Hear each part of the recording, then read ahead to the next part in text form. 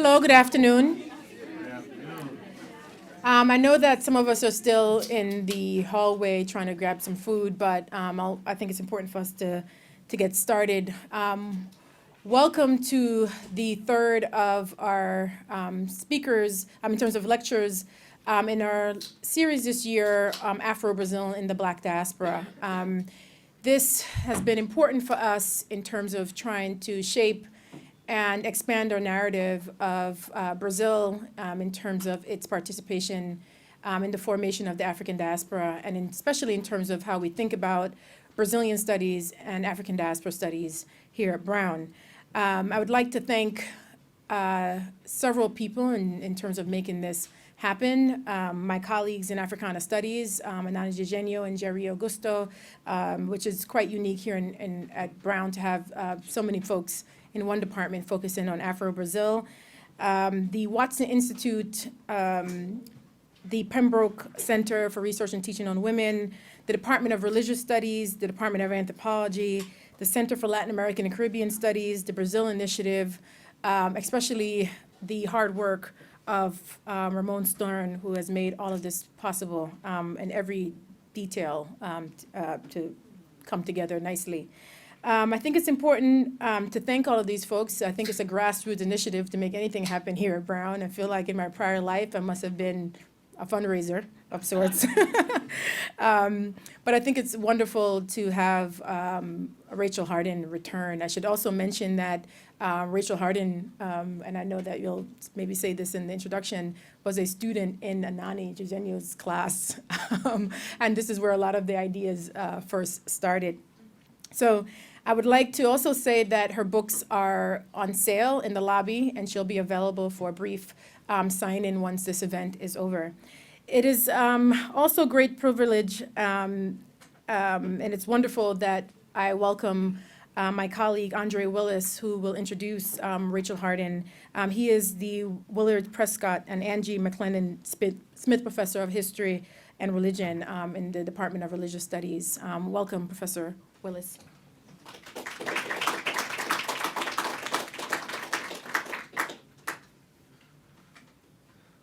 I deeply appreciate the ability to stand here today with y'all and get this nourishment in terms of both the food and the dialogue that we're going to have after the rich presentation. Thank you to Professor Keisha Khan Perry and the entire Brazil Initiative. Just want to do a quick introduction here for a former Brown undergraduate, and also Sister Harding earned a Master of Fine Arts here, I believe. So Rachel Elizabeth Harding is a poet, historian, and scholar of religions of the Afro-Atlantic diaspora. Assistant Professor of Indigenous Spiritual Traditions in the Ethnic Studies Department at the University of Colorado, Denver. Dr. Harding writes about the conjunction of religion, creativity, and social justice in the experience of communities of African descent in the U.S. and Brazil.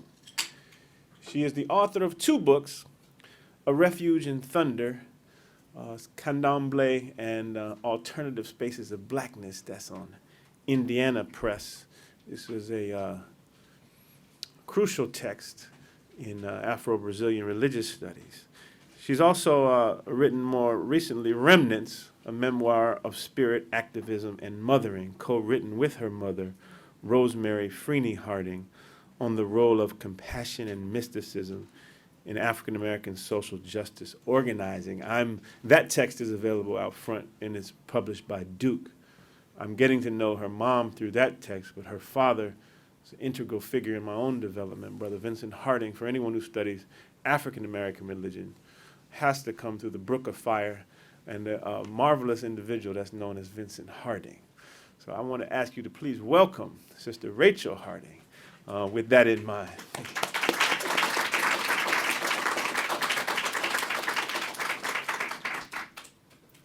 Thank you very much for that lovely introduction, and I'm very happy to be here for many reasons. As Professor Willis just told you, I'm a former student of this place, and have lots of wonderful memories. One of my favorite professors is right in front of me, and I hope that a number of you who are here are taking advantage of his presence. I'd like to thank Professor Keisha Khan Perry and Anani and the faculty from the Department of Africana Studies who've invited me to come and talk to you today about my work. And I'm grateful to the Watson Institute and the other cooperating centers on campus as well. When I studied here, another of my teachers was George Houston Bass. How many of you know that name from Rights and Reason, right? He was the founder with Rhett Jones of the Rights and Reason Theater. And in his classes and in my conversations with him outside of class, George helped me recognize and appreciate the tremendous transformational power of Black folk culture. I remember how the plays he produced here would dig deep into reservoirs of African and Southern African American ritual resonances. Their psychic and emotional landscapes were populated with ancestral specters, masks, songs that mixed blues and spirituals with West African percussive rhythms, rituals for the cleansing of ancient and very present violences, and stories that were undoubtedly among the progenitors, whether he knew it or not, of the Afrofuturist movement that has developed so powerfully in recent years. George's understanding of theater as a space for engaging the complex meanings and meetings of Blackness and modernity found echoes for me in the work of one of my graduate mentors, the scholar of religion, Charles H. Long. In Long's influential text, Significations, he suggests that for people of African descent in the Americas, religion has been a primary means by which they have oriented themselves to the fullest possible meaning of their humanity. That is to say, it has been in the context of the New World religions created by enslaved people and their descendants that those Black men, women, and children wrestled with the question of how to stake claim to their humanity in a fundamentally inhumane situation, how to recall and reaffirm who they really were in spite of what the dominant and oppressing society might say about who they were. In other words, for Long, and for the children of Africa in the New World, Blackness became essentially a religious task. I start from this understanding of Afro-Atlantic religions that I study, particularly Candomblé and the mystic Christianity of the rural southern United States. But I suggest that this perspective is true as well for Cuban Lucumí or Santeria, Haitian Vodun, the Winti traditions of Suriname, and over a dozen other Black religious expressions that emerged in the New World in response and resistance to slavery.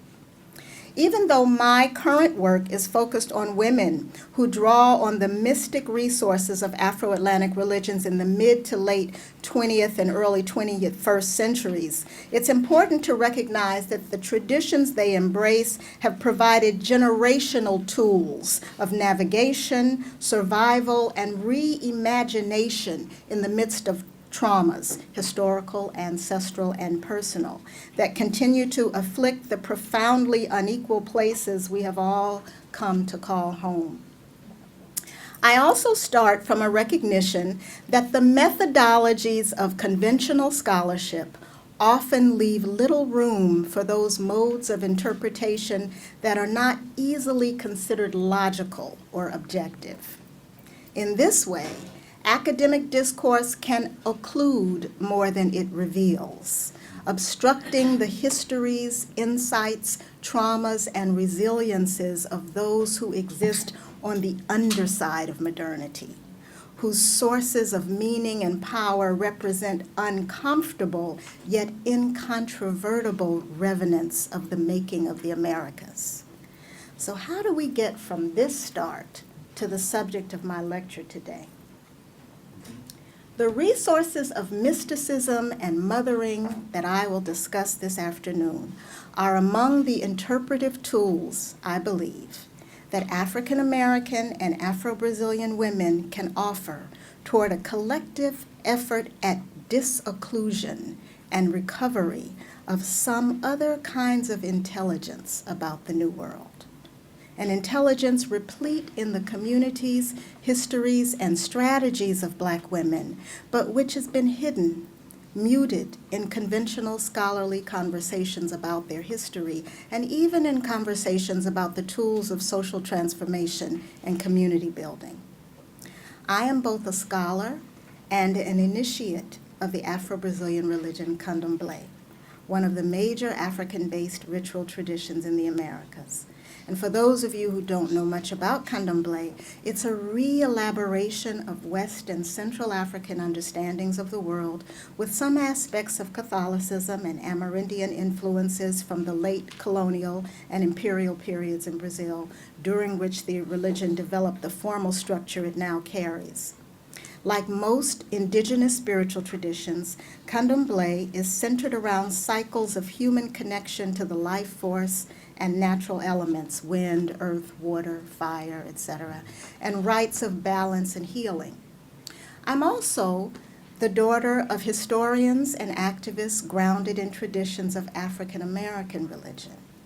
What I share with you today is informed by years of reflection and participation in Candomblé communities in Salvador, Bahia, Brazil, as well as by oral histories that I've collected of African American women who were participants in the Southern Freedom Movement or the Civil Rights Movement, including my own mother's story. Brazil, as many of you know, is home to the largest population of people of African descent outside of the continent of Africa. It shares with the United States and other countries in the Western Hemisphere a centuries-long history of enslavement and structural marginalization of Black people. Following in the wake of the civil rights and Black power movements in the U.S., cultural and political mobilizing efforts for Afro-Brazilian human rights grew significantly in the 1970s, 80s, and 90s. And though these have successfully challenged some of the country's entrenched racial inequalities, most notably perhaps in federal commitments to affirmative action in education, Blacks in Brazil, like their diasporic cousins in North America, continue to suffer disproportionately from poverty, unemployment, health and education disparities, state-sponsored violence, incarceration, and inadequate political representation.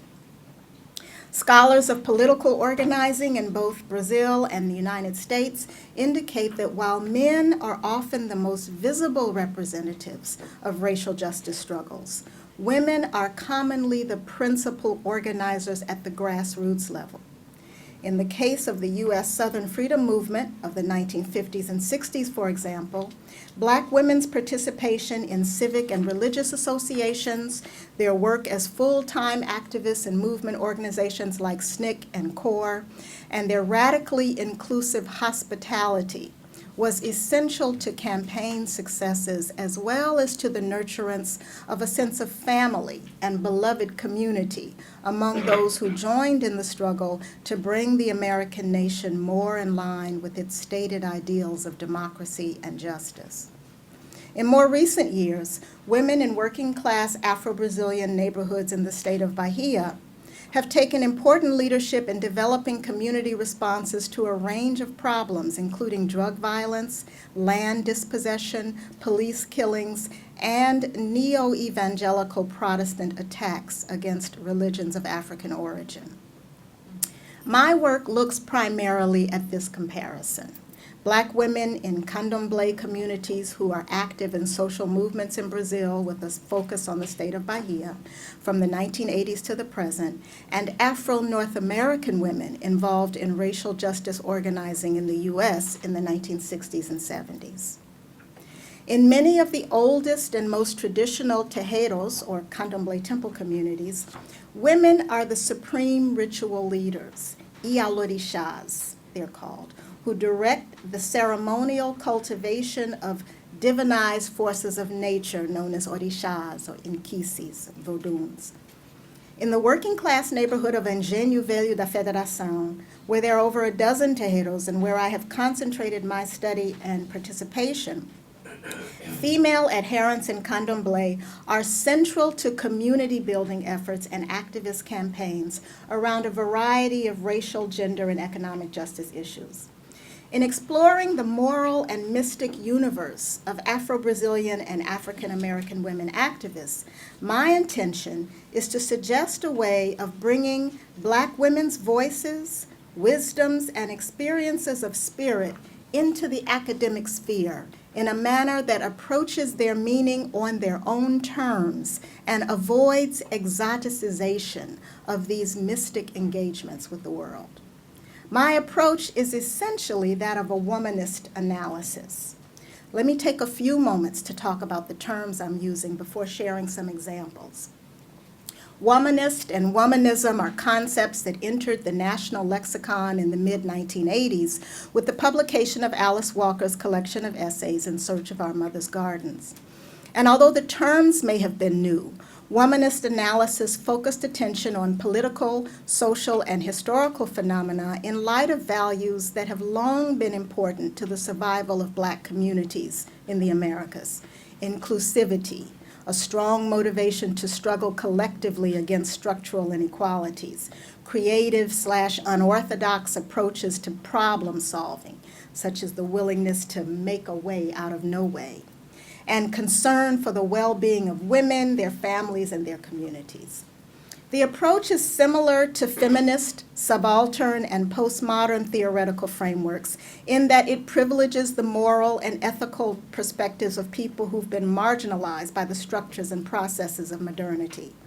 Womanism, however, is marked by a profound intersectionality that addresses not only race, gender, class, and sexuality, but joins these in an integral way with spirituality and religion as a vital element in the lives of women of color. As Layli Phillips writes, Black women and other women of color are generally not afraid of or skeptical about spirituality.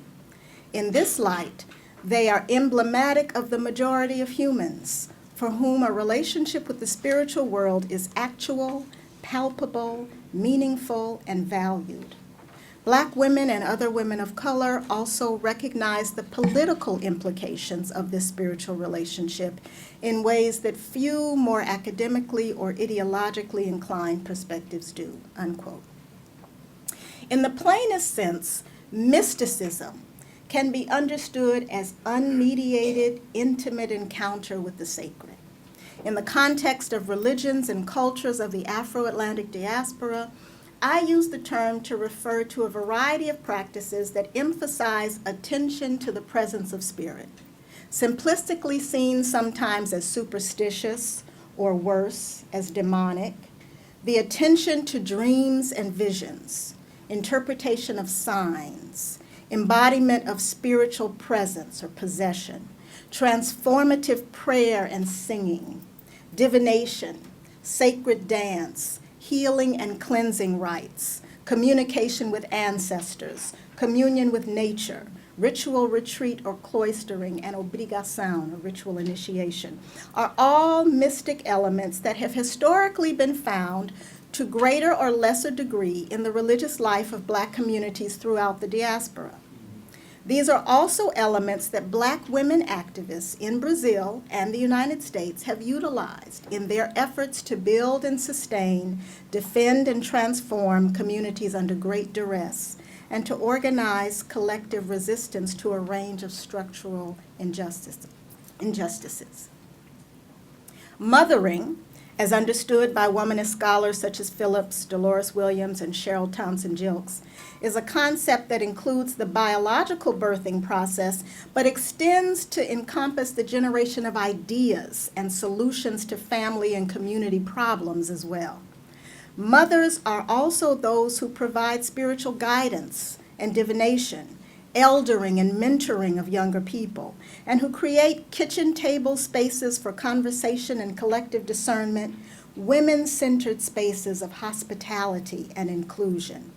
Women who embody these roles are often identified as mothers in Afro-Atlantic religious and community contexts, whether or not they have birthed children of their own, from their own bodies. For today, I've identified 6 examples, 4 from the U.S. and 2 from Brazil, that demonstrate some of the ways in which Black women in both societies make use of mystic means and mothering strategies in the context of social justice work. The women profiled here make explicit connections between their activism and the ways they connect with spirit, whether understood as ancestors, orishas, and kisis, voduns, or God, for help and guidance. Again, while such connections are not unusual in the world, they have not begun to be explored by scholars with the fullness and sincerity they deserve. Example 1, the Courage Songs. Scholar, musician, and former SNCC activist Bernice Johnson Reagan writes about the transformative power of African American religious music. In particular, the sacred songs of the Black church that became anthems of protest and instruments of audacity in the midst of the Southern Freedom Movement. In an interview in 1997, Reagan discusses how she and fellow SNCC workers and other community members in Albany, Georgia, in the early 1960s, used African American congregational singing to alter the energy in mass meetings or on demonstration lines, such that people who might realistically be fearful for their lives would instead gather the confidence to face violence and sometimes to move would-be attackers to a less offensive position. The experience of Episcopalian lay leader Ruby Sales, who is also a former SNCC activist, highlights one of the ways in which African American sacred singing is understood to embody and enable connections to ancestral tenacities in the face of hardship and injustice.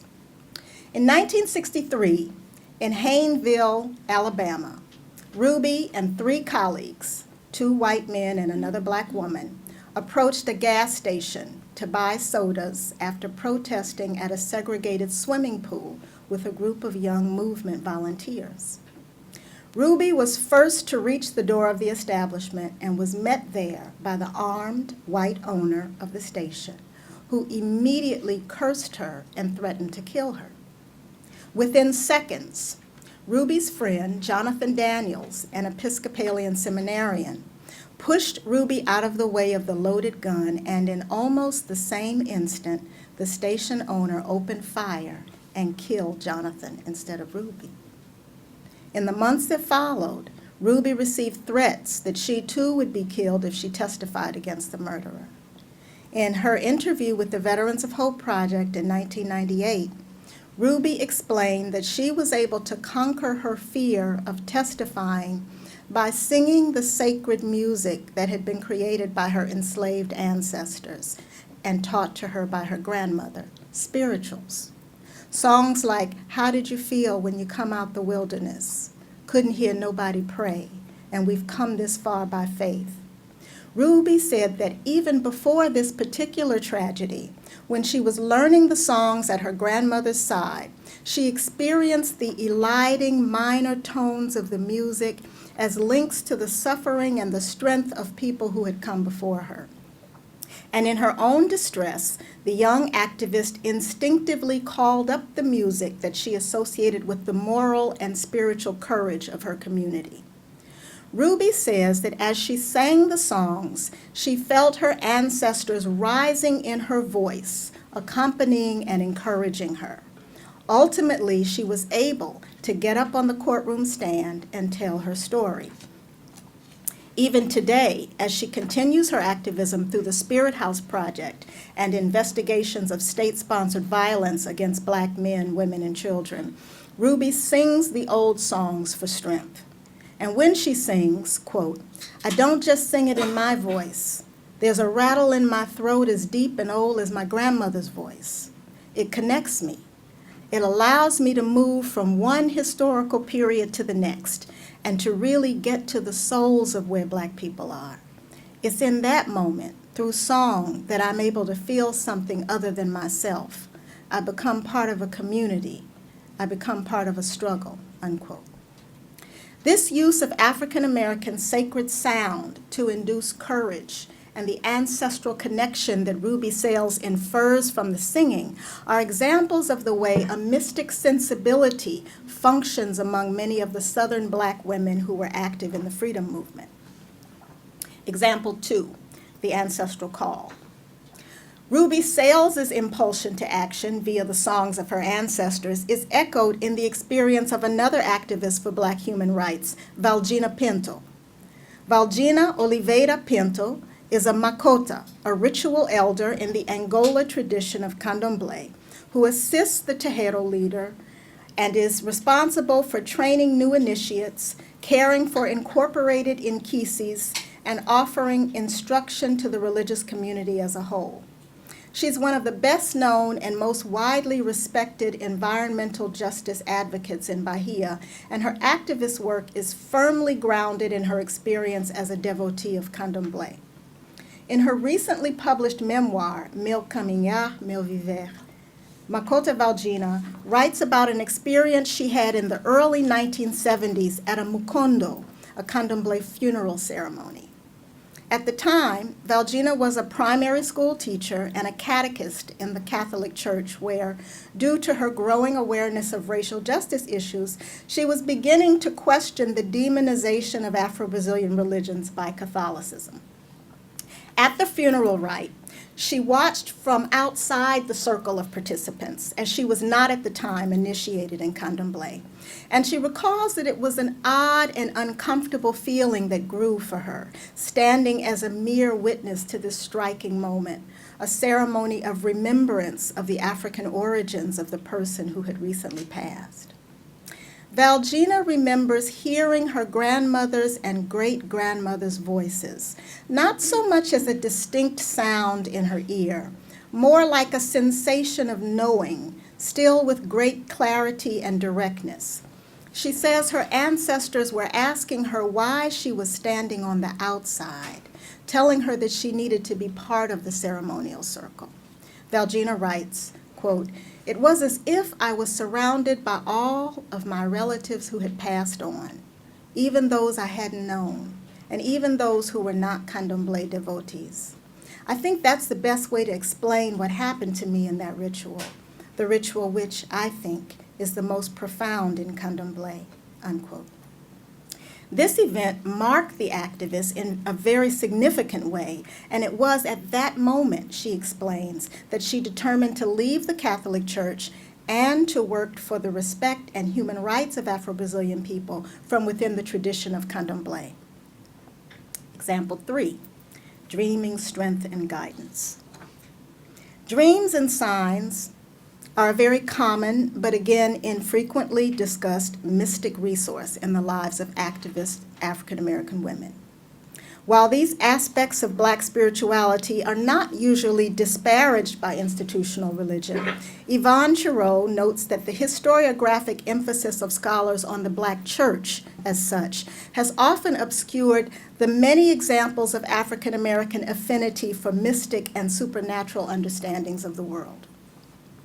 When her 14-year-old son was brutally murdered in Money, Mississippi in 1955 for saying "bye, baby" to a white woman as he walked out of a general store, Mamie Till Mobley was undone.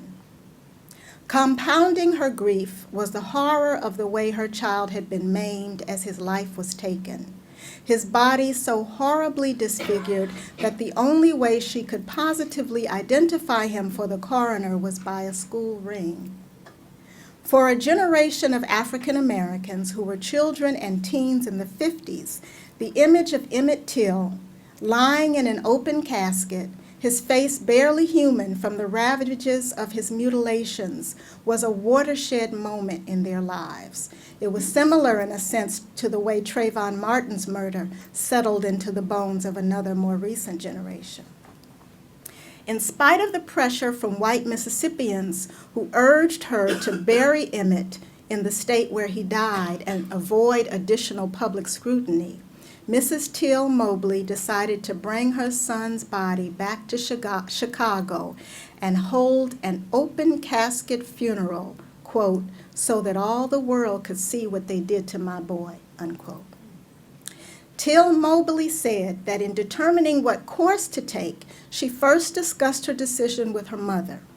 Then, she said, she had a dream that convinced her of the rightness of her choice.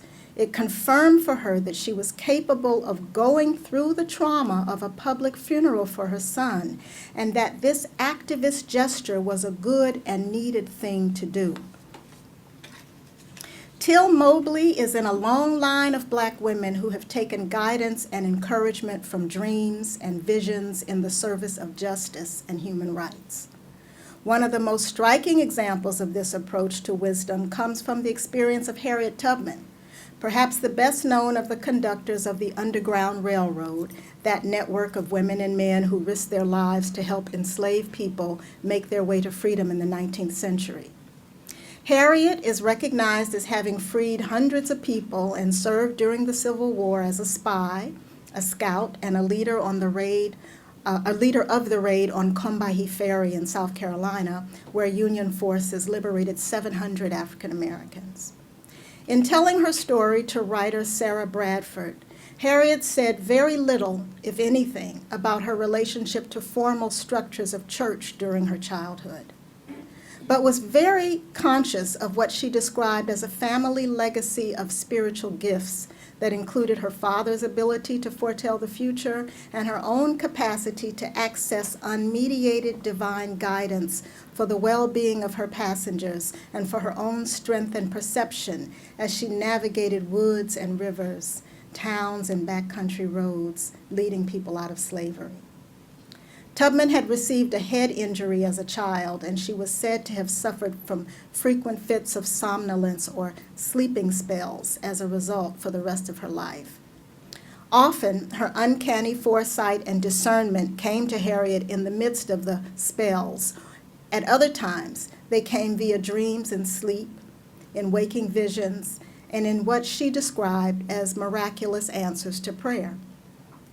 Biographer Jean Humez writes that there are many stories of Harriet avoiding capture while she was rescuing enslaved people, which Tubman attributed to God answering her pleadings. Humez writes, quote, God was Tubman's name for the source of visionary guidance for her anti-slavery action. Prayer enabled her to tap directly into the source of such guidance, unquote.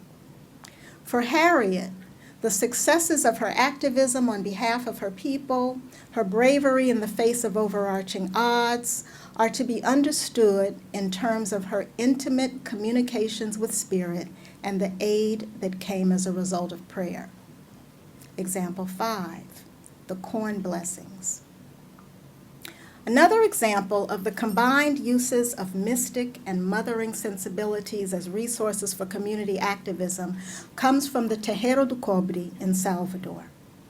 Late one night in August 2006, loud gunfire sounded just outside the ritual community's walls, and soon people were heard running along the narrow, maze-like alley descending from the side of the Terreiro into the heart of the urban neighborhood where the temple is located.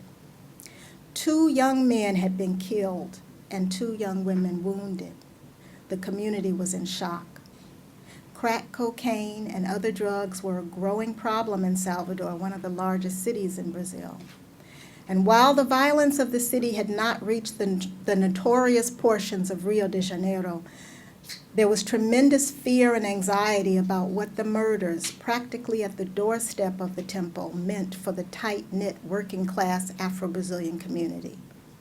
The Ia Lorixá of the Terreiro do Cobre, My Vow, had been organizing in the neighborhood for more than a decade, sponsoring literacy and citizenship education classes and arranging training projects in traditional folk arts, hoping to steer the many young people who had dropped out of school to finish their educations and develop skills that would enable them to make a living. Her own teenage son had been killed a few years prior in similar violence in another city. From her position as an activist, a religious leader, and a community mother, my vow consulted with the Orishas and the Caboclos, the indigenous spirits of Candomblé, of the temple, and determined that in addition to increased demands for employment and quality education for the neighborhood's youth, there were rituals of cleansing and healing that needed to be done for the community as a whole. The following year, on a Friday, which is a day consecrated to Oshala, the Orisha of Peace, close to the anniversary of the murders, my vow gathered her initiates, members of other Afro-Brazilian religious communities in the vicinity, and any neighborhood members who wanted to participate.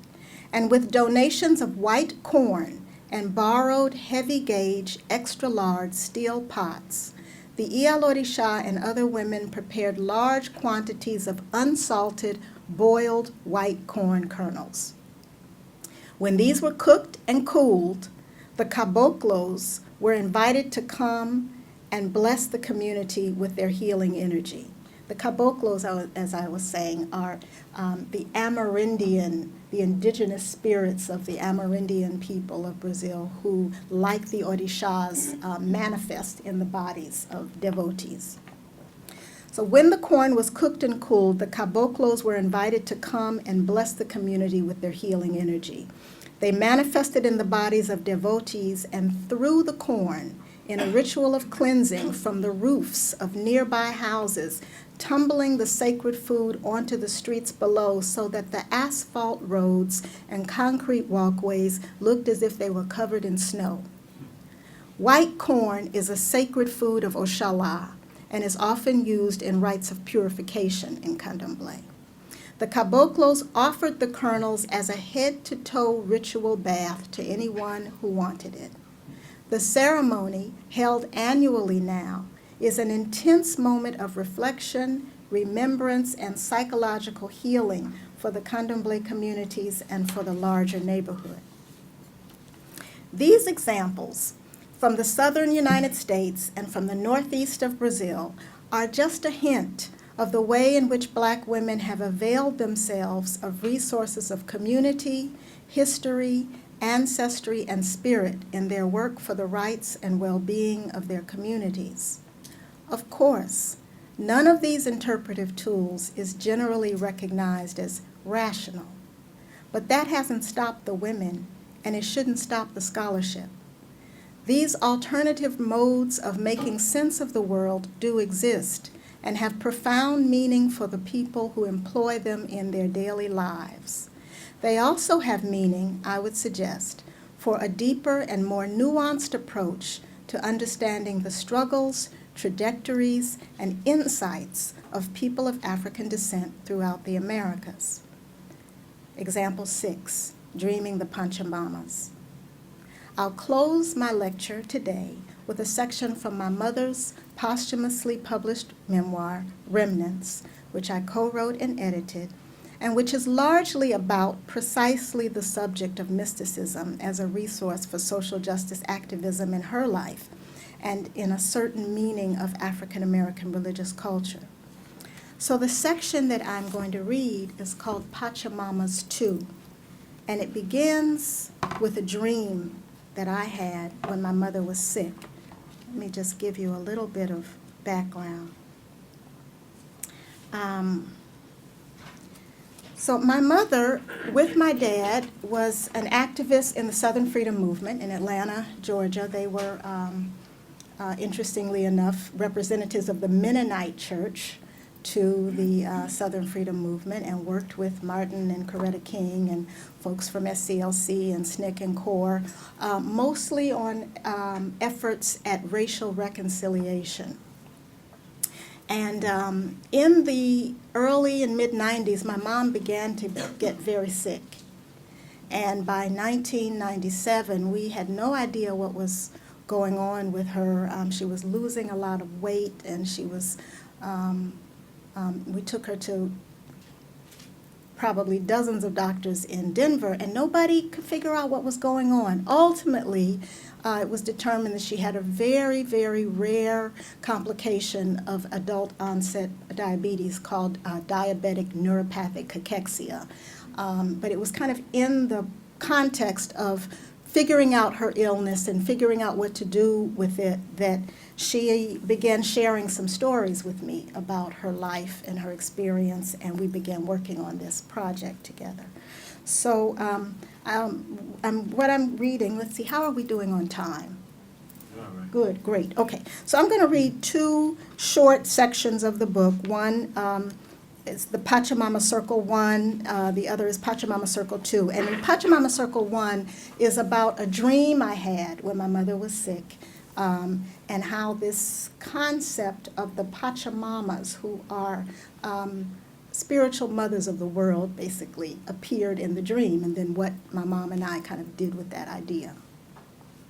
So this is chapter 37 of Remnants. It's called Pachamama Circle 1, Rachel's Dream. And this is written in my mother's voice. My daughter saw the Pachamamas in a dream when I was sick. It was after I had been diagnosed with diabetes, but before we started going to other doctors and hospitals to figure out what was causing all of the complications. Rachel had the dream just at the beginning of her sojourn with me and the pain. She says it was a good thing.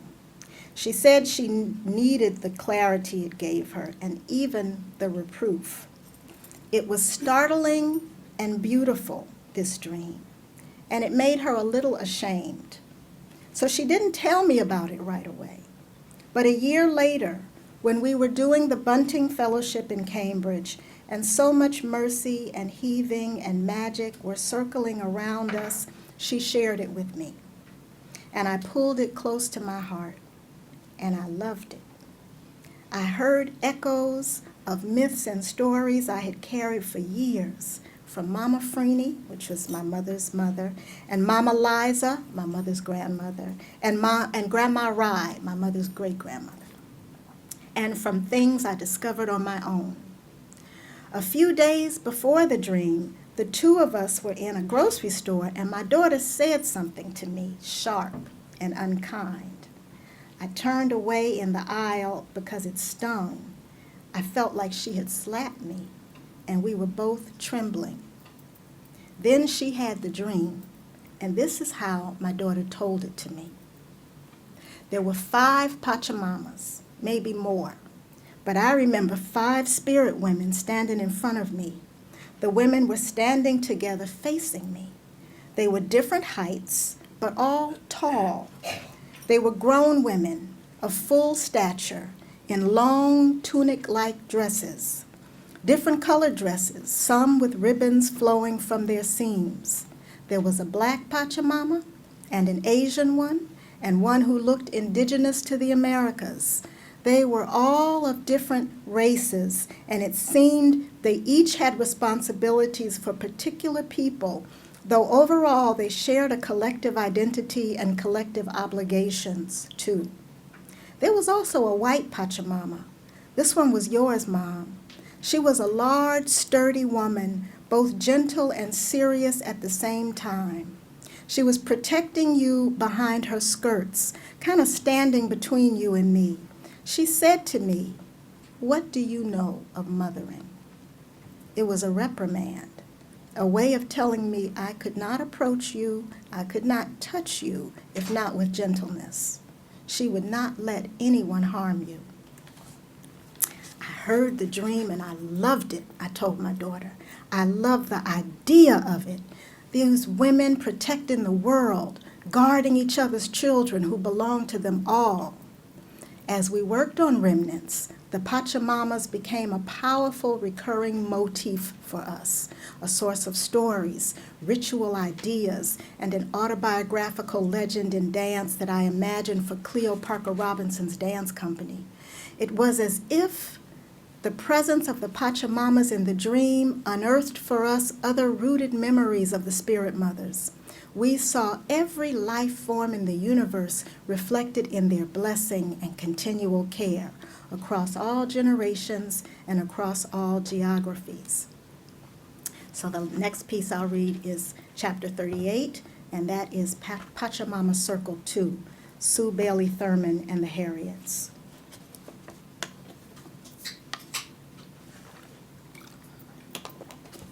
And for those of you who may not know the name of Howard Thurman, Sue Bailey Thurman, Sue Bailey Thurman's husband, Howard Thurman, was a 20th century African-American mystic theologian, educator, minister, and writer. He was a mentor to Martin Luther King Jr. and other activists, thinkers of the freedom movement, and an advocate for a more ecumenical, inclusive Christian tradition. He was the first African-American chaplain at Boston University, and he and his second wife, Sue Bailey Thurman, were active in national and international efforts at interracial reconciliation and helped found the Church of the Fellowship of All Peoples, which was the first interracial congregation in San Francisco, California. And the Thurmans were friends and mentors to my parents, so that's who Howard and Sue were. Pachamama Circle 2, Sue Bailey Thurman and the Harriets. It starts with an epigraph. The quiet ways we develop to protect ourselves, each other, in slavery. The glance, the sent word, the straying. Safety construed of open lacework silence, a circle of energy, a circle of protection in the world. Again, this is my mother's voice. In her later years, I would visit Mrs. Sue Bailey Thurman at the townhouse in San Francisco where she and her husband had lived together. We were old friends, and after Howard Thurman passed on, Vincent and I felt a special concern for Mrs. Thurman. We saw her as often as we could. I always loved those visits with that gentle, brilliant, elegant woman. She had traveled the world and was knowledgeable about many things. She was a writer, a civic organizer, a profound thinker, and like her husband, she had a deep, abiding interest in mysticism, justice, and peace. Once, as I was arriving, walking up the hill to her house, I had the sense of something unsafe. You know how you can get a feeling of something not quite right? I felt that. I was nearing the house, so I kept walking toward it, but with my awareness keen to the circumstances around me. By the time I reached my destination, Mrs. Thurman was downstairs waiting for me. Now, normally, she didn't meet me downstairs. Normally, she'd wait for me to ring the bell, and then she would buzz me in, and I'd climb the stairs to the main entrance to the house. But this time, she was downstairs in the foyer, and she was opening the door for me. And I could feel she had been sending protection out to me, just like I had felt my mother, Mama Freeney, do once, years ago, as I came up to the door of the house at 41st and Wentworth. I didn't know exactly what it was I was perceiving as I approached Mrs. Thurman's place, just something not right, a possible danger to me. Anyway, I felt it, and then I felt protected. When we got upstairs to her living room, we were silent. She and I sat, and the two of us went quiet inside ourselves. That's what we would do when we needed to sense the presence of this circle I'm telling you about. Howard Thurman has a story about this kind of care and danger. I heard him tell it a few times, and a version is printed in his book, The Luminous Darkness. In the story, Thurman is traveling by railroad and arrives in a small southern town late at night where he is met by a black man he doesn't know with a message to be cautious. Thurman has disembarked to wait for a connecting train, and the man approaches him unannounced and begins walking alongside him, explaining that there is tension. Can you guys hear me if I don't use? Explaining that there's tension in the area because the sheriff was killed that afternoon, and it isn't safe for a black man to go into town. He advises Thurman to sit in the segregated waiting room with his suitcase in full view in front of him so that any white man approaching will see that he is a stranger waiting for a connecting coach, and he will be less likely to be harmed. The man doesn't talk long.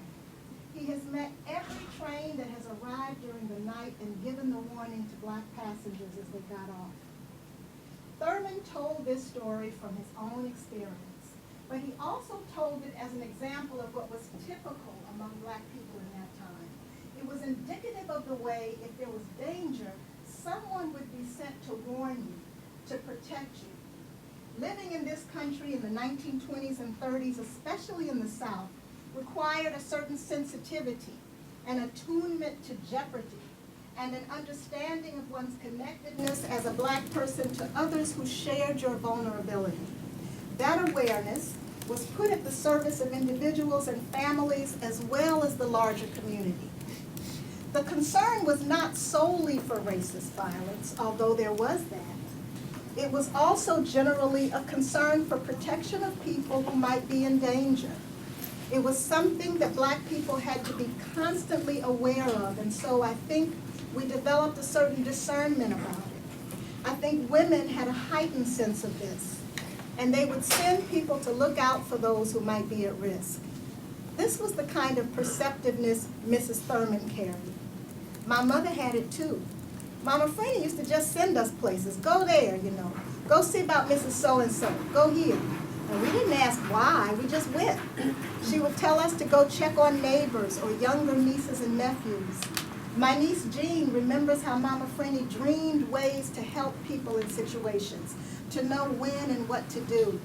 My mother would talk about who she had seen in a dream, people dead and gone, and what they had told her should be done. There's a story I've been thinking about that I want to tell about this. There is a group of women. They are women, and they are also spirits. They live all over the world, among all the world's people, and they're connected to each other. But their connection is secret. The women are all African, because we are all African. They are the daughters of the first mother. The women carry a knowledge and tradition of protection, a wisdom of transformation. It is not a spoken knowledge. It is not something anyone talks about. It's in the body. Glimpsed from an angle when they are slicing onions or braiding hair or setting the limbs of a poem. Mostly you can see it when they dance or when they are sitting utterly still. It is a gene, an element of their cells that rests in the mitochondria. It vitalizes their bloodline. These women are vessels and founts. They are a source. The ones who remember what it is to be human in the world. They preserve this wisdom in the art of their lives, cultivating it in stories, in the way they move, in the paintings and pots they sculpt, in the fearlessness of their fighting. They carry this knowledge in their bodies as they go about their tasks and the encounters of their days, and they pass it on quietly. Their children, all of their children, have a bit of the inheritance. It's like a seed, but it won't bloom until they too are older, and it is the female line that passes the wisdom on. These women are of every race and every shade of skin and texture and color of hair. Their bodies are of every size, but all of their spirits are tall. They are physical and they are ethereal. These are the Pachamamas, the protective spirits of the earth, so named by the people of the Andes Mountains in the Quechua language. They are the most ancient spirit mothers, sisters to Nanamburuku and Amaterasu. They are all connected. Wherever they are, they recognize each other. You know, my mother told me there were many Harriet Tubmans. She told me whispering, as if it was something to be shrouded, still to be protected, this fact, this sisterhood, so that they could rise again to help us when we need them. My great-grandmother, Grandma Rye, said she had met Harriet, said she knew of other women too, who stole into the swamps, into the night perils with 1, 2, 3, 7 people behind them, following their leading out of slavery. In my story, these women are all Pachamamas. They are part of that circle of protection, that circle of grace that has been here since the beginning of the world, since the beginning of people. They have promised to take care of each other's children all over the world. So you cannot tell who will love you by race, who will shelter you just by nation. They are all our mothers, and we are all their children. In slavery time, some of these women looked white.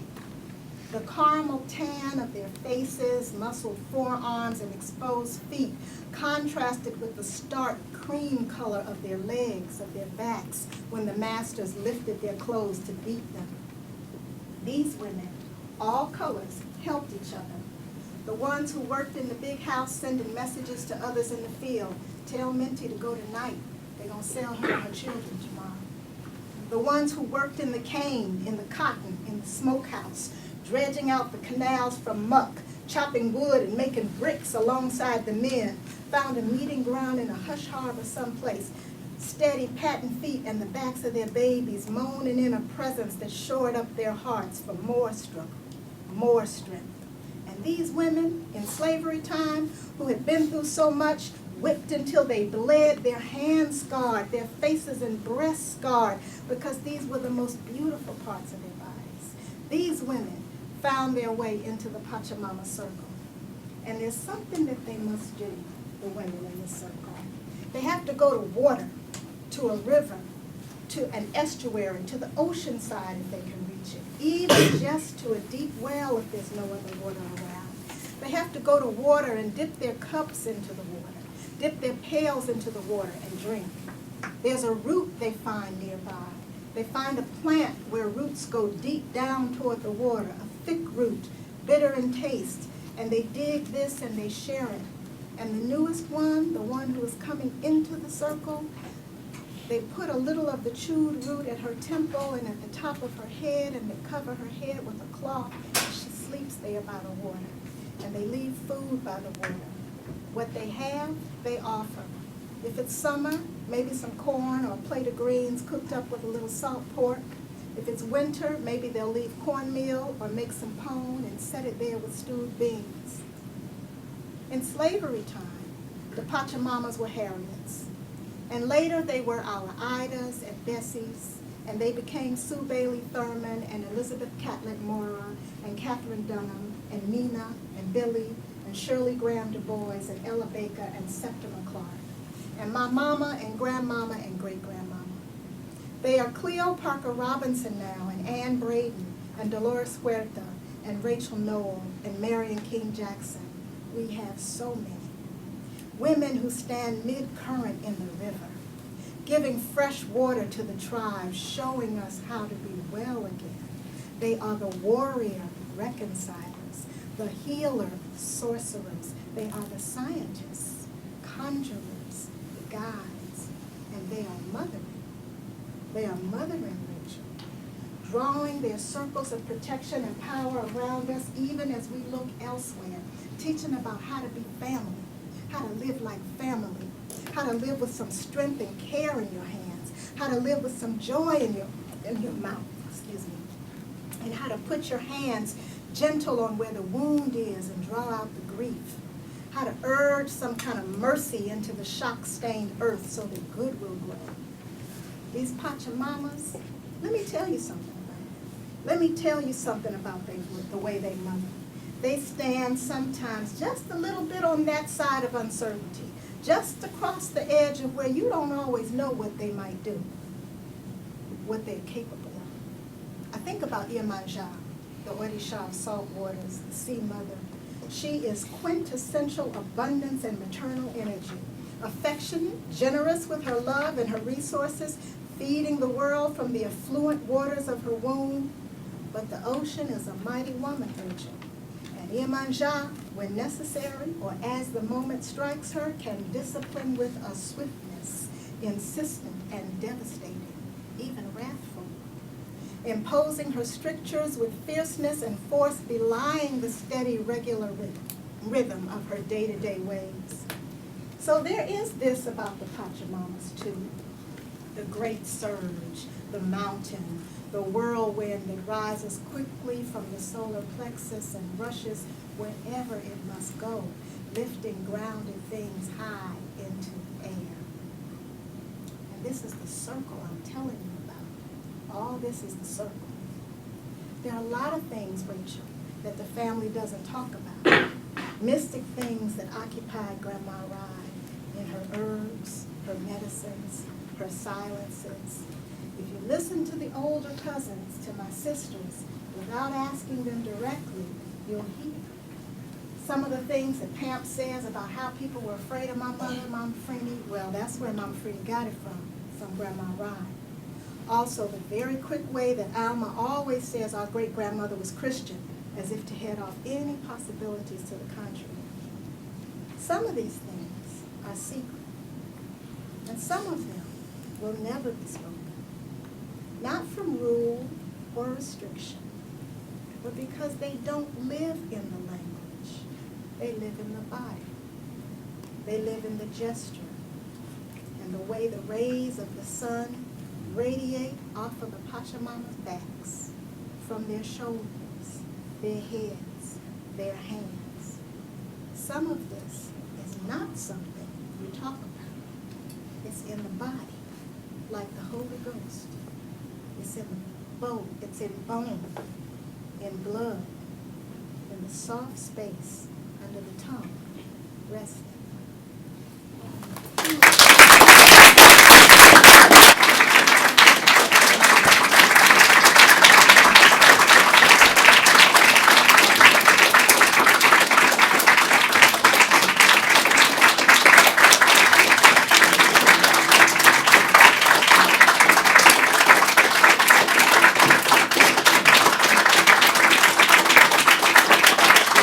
Thank you very much. It's very kind of you. Thank you.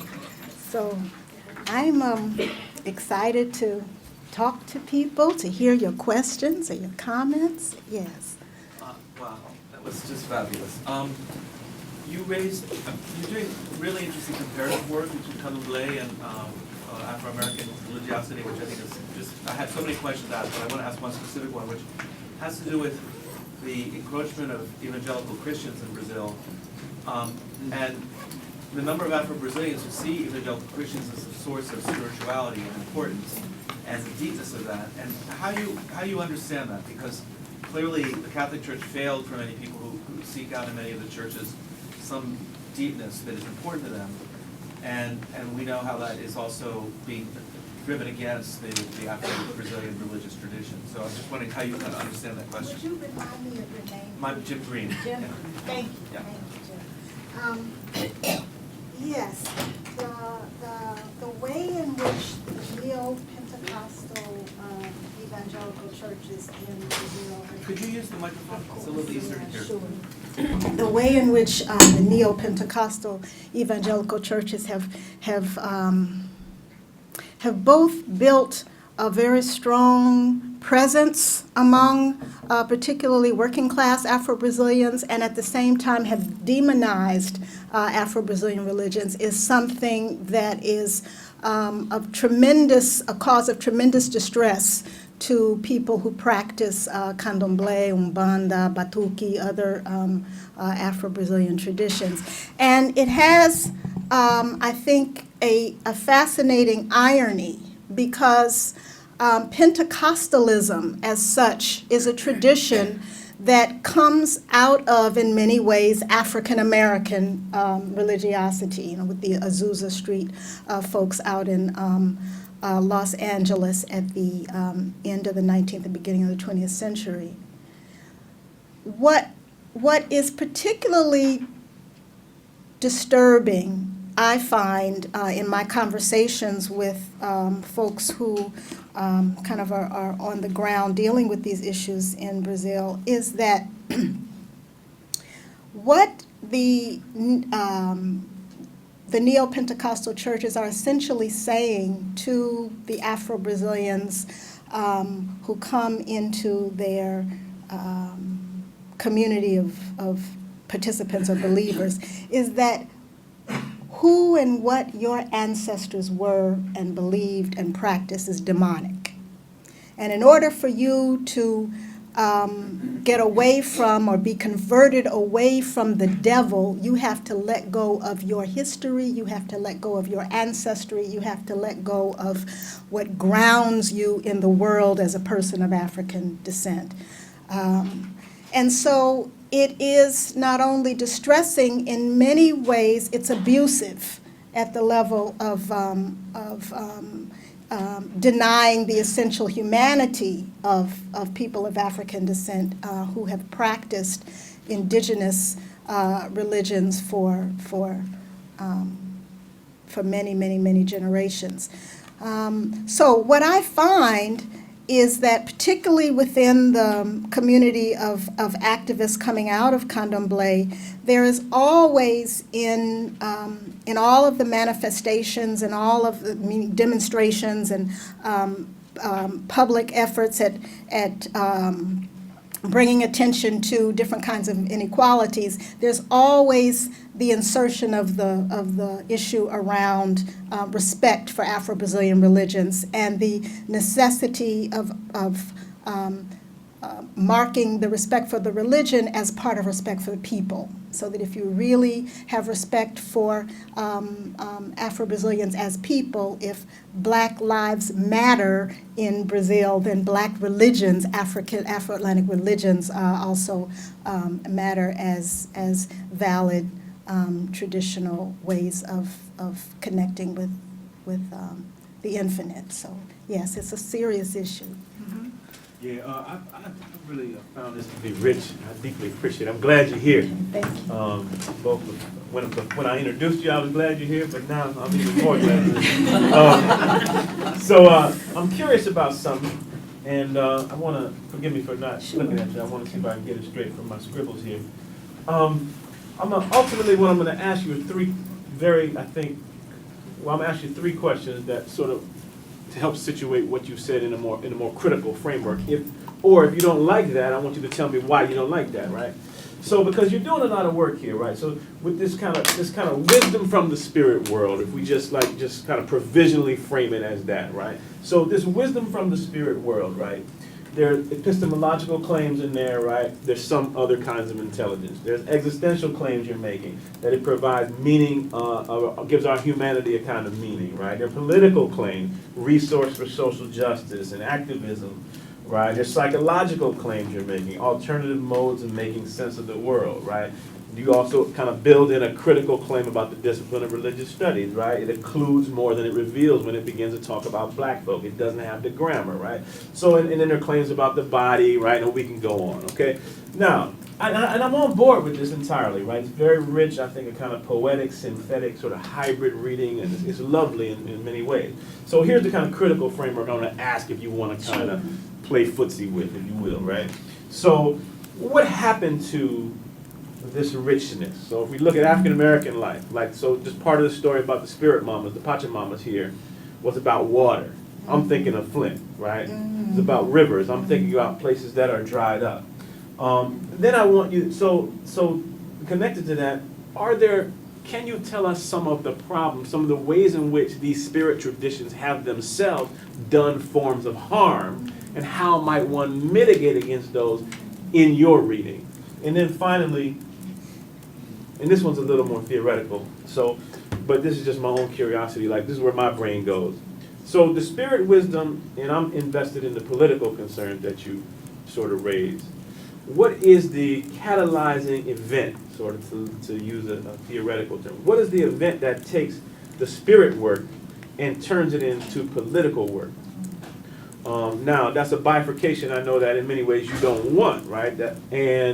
However, it seems to me that there have to be effective ways to talk about the distinction to show how one might collapse them more easily. So I'm gonna shut up there and see if I've thrown something that's useful for you to share with us. And if not, you can ignore all that. So let me start with the second piece. And tell me your first name. Andre. Brother Andre. So my sense, and I'll start with the U.S. context, and then we can make some comparisons to Brazil. But my sense in looking at both the writings, but particularly the interviews and conversations with women who have been involved in the Southern Freedom Movement and who talk about the way in which these resources of music and spirit and prayer and visioning influence their work.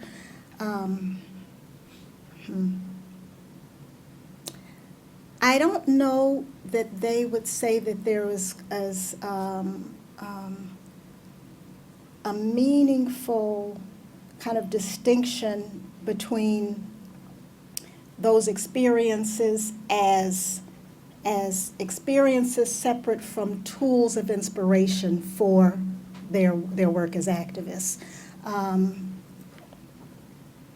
And let me go back maybe to the example that I gave you of Ruby Sales and the spirituals that she learned from her grandmother. So in the story that I shared with you, the one piece that I didn't say was that she was actually so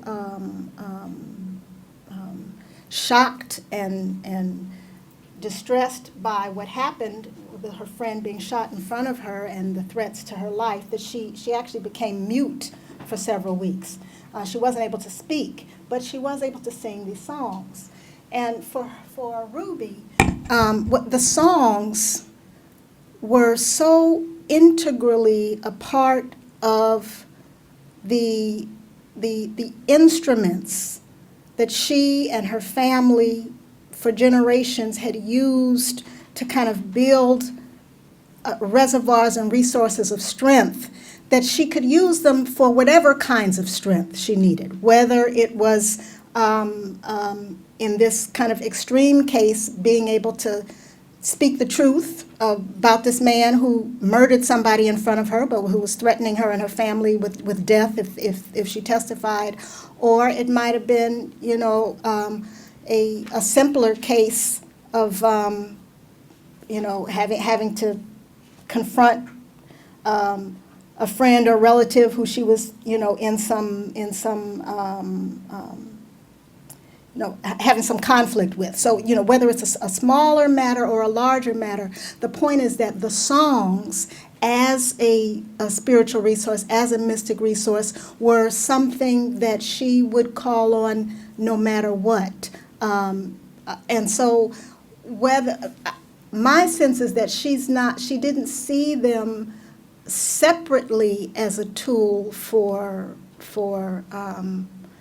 her activism, separate from other parts of her life, but she saw herself as someone in this line of people, part of whose responsibility in the world was to continue the freedom-seeking impulse of the African American community. That's just part of how she understood herself.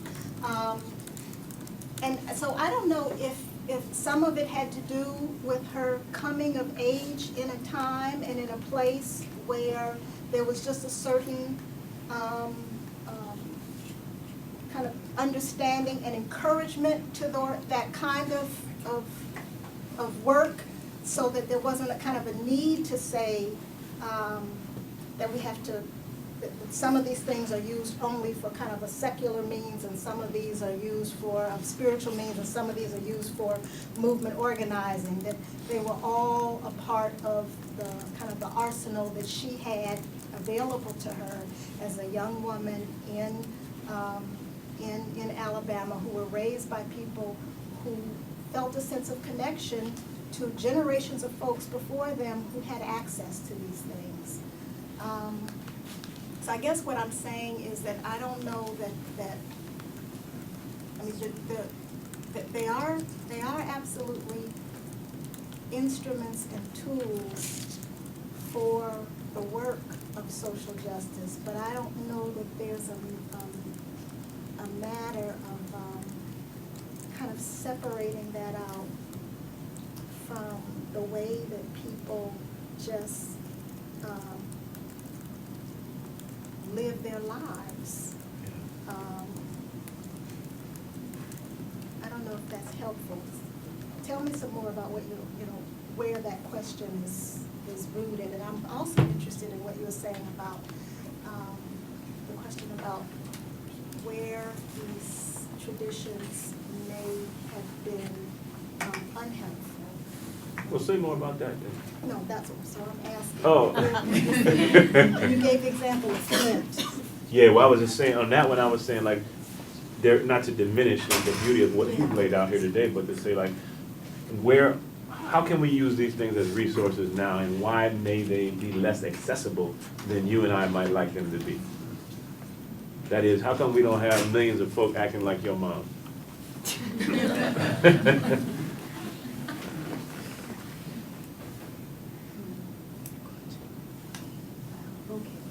Answer.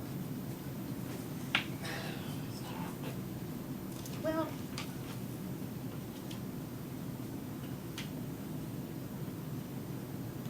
I guess the first place I start with that, Andre, when my mom was living, and she and my dad would do workshops, often with people at schools of religion, seminaries, but also with people who were doing kind of religiously or spiritually grounded social justice work. And one of the things that they tried to do very often was to help people understand the way in which we are, all of us, connected to traditions of people who have a tremendous amount of faith and hope for what the best of the country can be. Now, we don't, I think, as a society in general, have a lot of encouragement in that direction, certainly not from kind of mainstream media or even from some of the methodologies that we use to teach, to kind of keep our minds focused on those generations of people before us who were really committed to turning this scarred and beautiful place into the best that it can be. But I think that tradition actually does exist and actually still exists for many of us, but it's not always in the places that we look for.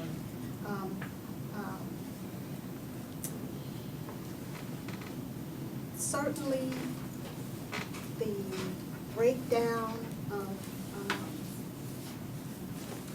of the U.S. as a kind of major industrial economy has meant that whether in terms of individual families or communities, there's a lot less coherence, not just for African Americans, but for people, working people as a whole, than there was when my mother was younger, in the 60s and 70s. But at the same time, I think that there's something about the way in which people coalesce around the wisdom keepers in their own lives and communities. So whether that's mothers, grandmothers, uncles, aunts, and if it's not in blood families, extended families of folks who you go to get some counsel in difficult moments. I think that there are ways and traditions of accessing a larger understanding about what it is to be human in the world that come from paying attention to those kinds of relationships and paying attention to those kinds of wisdoms. But it's not something that we can easily have access to from in the way that kind of mainstream media that's who we want to make. So that's what I'm saying. I don't think that it's never my mother or even just the invention that looking at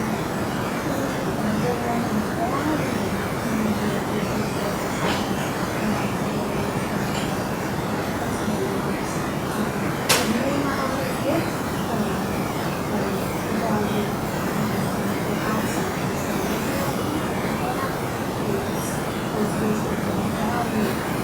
It